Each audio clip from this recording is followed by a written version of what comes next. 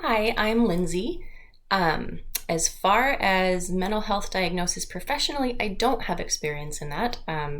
This program in social work is my first step toward a social work career, so I don't have that experience yet.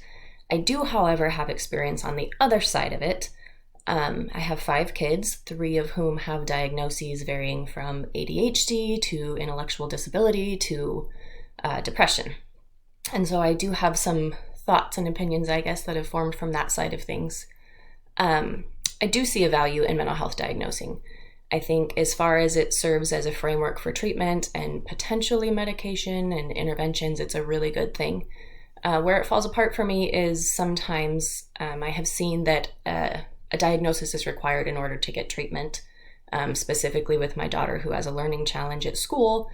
Since it's an unidentified intellectual disability and not specifically ADHD or dyslexia, she doesn't qualify for extra services.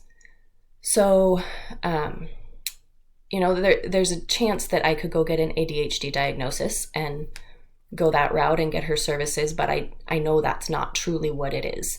So I think this need to sort of pathologize in order to categorize it for insurance and different things, and the business side of it and the professional financial side of it is hard for me because I feel like it often pushes people to make a diagnosis that maybe isn't clinically significant enough to carry that diagnosis, but maybe the client could still benefit from services without that diagnosis.